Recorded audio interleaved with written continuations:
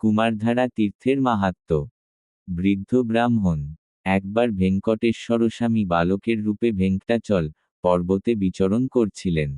তখন শতবর্ষ বয়সী এক বৃদ্ধ ব্রাহ্মণ তার হারিয়ে যাওয়া পুত্রকে ডাকছিলেন, কৌন্ডিন্য, তুমি কোথায় আছো? বালকের রূপে ভেঙ্কটেশ্বর স্বামী তাকে জিজ্ঞেস করলেন, এখানে তো কেউ নেই, আপনি কাকে ডাকছেন? দুঃখভরা কণ্ঠে বৃদ্ধ ব্রাহ্মণ আরেকবার বিলাপ করতে লাগলেন, হে পুত্র, তুমি কোথায় গেলে? এখন আমি আশ্রমে কেমন করে ফিরব? নিত্যকর্ম কেমন করে সম্পন্ন করব?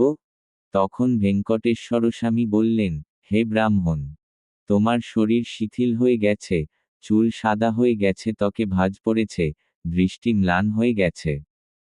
তবুও কি তুমি বেঁচে থাকতে চাও? ব্রাহ্মণ উত্তর দিলেন, আমি এখনো দেবঋণ শোধ করতে পারিনি, তাই আমাকে বেঁচে থাকতে হবে। এই উত্তর শুনে ভেঙ্কটেশ্বর স্বামী সন্তুষ্ট হলেন। তিনি বৃদ্ধ ব্রাহ্মণের হাত ধরে এক তীর্থের কাছে নিয়ে গেলেন এবং তাকে সেখানে স্নান করতে বললেন। স্নান করতেই সেই বৃদ্ধ ব্রাহ্মণ যুবক হয়ে গেলেন। এরপর বালকের রূপে ভেঙ্কটেশ্বর স্বামী নিজের বিষ্ণুরূপ প্রকাশ করে বললেন, এখন তুমি গৃহে গিয়ে নিত্যকর্ম সম্পাদন করো।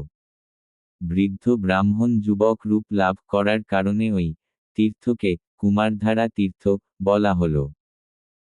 ও অসুরের যুদ্ধে তারকাসুরকে হত্যা করার কারণে কুমারস্বামী ব্রহ্মাহত্যের পাপে দোষী হন। এই পাপ থেকে মুক্তি পেতে কুমারস্বামী তার পিতা শিবের কাছে গিয়ে তার নির্দেশনা চান। শিব বললেন, নারায়ণের নাম জপ করলে সমস্ত পাপ নাশ হয়। তাই তুমি সুবর্ণমুখী নদীর তীরে অবস্থিত ভেঙ্কটাচল পর্বতে যাও। সেখানে অনেক তীর্থস্থান আছে। তুমি সেই স্নান করো এবং কুমারধারা তীর্থস্থানে ওম নমো ভেঙ্কটেশায় মন্ত্র জপ করো। ওম নমো ভেঙ্কটেশায় জপ করে তপস্যা কর।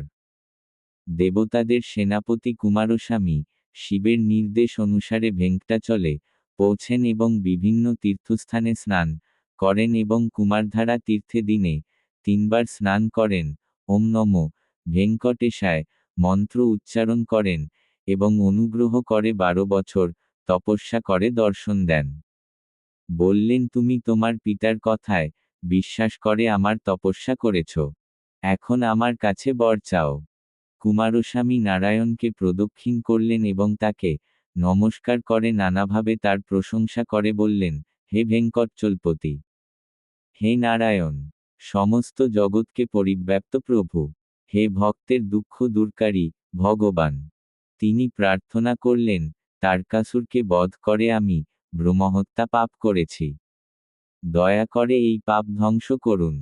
নারায়ণ বললেন, যে এই ভেঙ্কটাচল পর্বতে যায় তার পাপ ধ্বংস হয়। আপনি আমার জন্য তপস্যা করেছেন, তাই আপনি সমস্ত পাপ থেকে মুক্ত। তুমি এখানে থাক এবং কলিযুগের শেষ পর্যন্ত আমার সেবা কর। এই বলে নারায়ণ অদৃশ্য হয়ে গেলেন। এই তীর্থস্থানে পৌঁছতে পাপনাশন থেকে 6 কিলোমিটার হেঁটে যেতে হয়।